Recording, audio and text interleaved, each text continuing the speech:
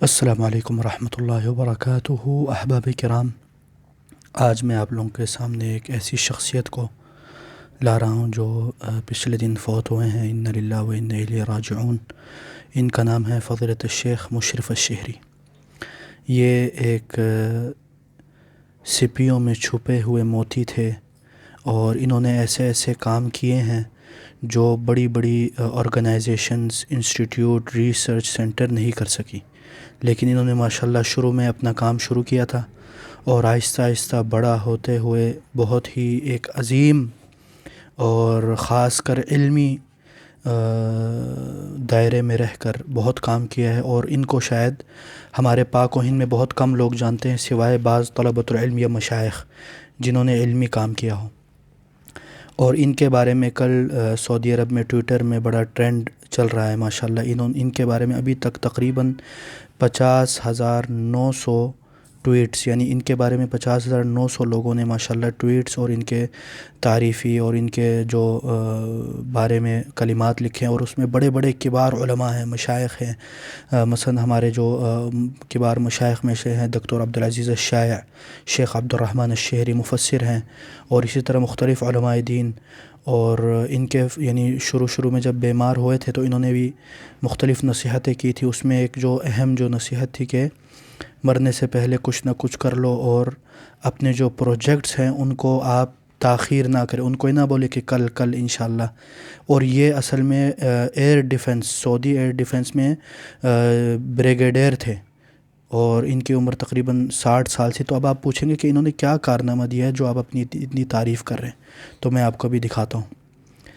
یہ انہوں نے ماشاءاللہ کچھ لوگوں کے ساتھ مل کے الباحث القرآنی کر کے ایک پورا ویب سائٹ بنایا ہے، اور اسی طرح الباحث الحدیثی۔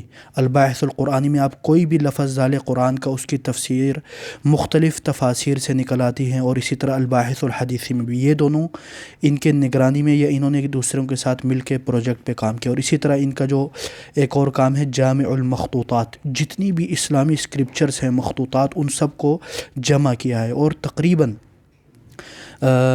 عالم عرب اور عالم مغرب، چاہے ویسٹ میں ہو یا ایسٹ میں ہو، ہر جگہ سے انہوں نے جمع کر کے جو ریسرچرز ہیں، جو ہم جیسے طلبۃ العلم ہیں، ان کے لیے مہیا کی ہیں۔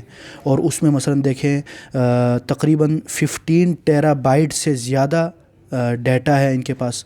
مثلا جو مکتبۃ المسجد الحرام سے 4,780 اسکرپچرز، مخطوطات انہوں نے جمع کی ہیں جو 1260 گیگا بائٹ پر محیط ہے۔ اور اسی طرح جامع ملک سعود سے 7,800 اسکرپچرز، اور اسی طرح 4,000 اسکرپچرز جو کیا بولتے ہیں دارالکتب المصریہ، مصر کے جو معروف کتب خانہ ہے، اس میں سے تقریباً 600 گیگا بائٹس کا یہ ڈیٹا ماشاءاللہ انہوں نے جمع کیا ہے۔ اور اسی طرح مکتبۃ الظاہریہ میں سے بھی، اور کیا بولتے ہیں ٹوکیو تک سے بھی، یعنی مخطوطات ٹوکیو، یہ جیسے آپ لوگوں کو نظر آ رہا ہے، اس میں سے بھی انہوں نے ماشاءاللہ اسکرپچرز اور مخطوطات جمع کیے ہیں، اور یمن سے، کویت سے، اور ان کے پاس باقاعدہ ایک یہ دیکھیں نا جرمن تک سے بھی، یعنی المانیہ سے یہ باقاعدہ انہوں نے جو مخطوطات ہیں ان کو جمع کیے ہیں۔ اور مسجد النبوی شریف قطر سے، اور ترکیہ کے بھی بڑے بڑے، ترکیہ سے مکتبۃ نور عثمانیہ سے 4,871 مخطوطات۔ اب آپ یہ دیکھیں نا، اس کے علاوہ انہوں نے ان کا ایک بہت بڑا جو کارنامہ ہے وہ ہے PDF کا۔ انہوں نے ایک ویب سائٹ بنایا ہوا ہے جامع الکتب المصورہ، اس میں 1 لاکھ سے زیادہ عربی، اسلامی، شرعی کتب اس میں انہوں نے ڈالی ہوئی ہیں تاکہ آپ جیسے طالب علم اور علماء اس سے استفادہ کر سکے۔ اور اسی طرح جو جامع المخطوطات میں نے آپ کو بتا دیا، اور اسی طرح جامع الدروس العلمیہ، مختلف کبار علماء کے، چاہے وہ مغرب عربی میں ہو یا سعودیہ میں ہو یا کسی بھی گلف کنٹریز میں ہو، ان سب کے جو علمی دروس ہیں مختلف کتابوں پہ، چاہے بخاری، مسلم، کتب الستہ، اصول الفقہ، سب کو جمع کر دیا جامع الدروس العلمیہ پہ۔ اور اسی طرح انہوں نے المکتبہ العقدیہ، اور ان کا ایک خاص ایک اور ہے، ایک ہارڈ ڈسک ہوتا تھا ان کے پاس باقاعدہ، میں نے بھی ایک بار خریدا تھا وہ ہارڈ ڈسک۔ ایک ہارڈ ڈسک 1 ٹیرا بائٹ کا ہے، اور دوسرا ہارڈ ڈسک ہے 2 ٹیرا بائٹ کا۔ اس میں ساری شرعی کتب اور اتنے زیادہ یعنی فوائد سے بری پڑی ہوتی تھی، اور میرے خیال میں پاکستان میں بھی بعض مشائخ کے پاس ہے اور انڈیا میں بھی.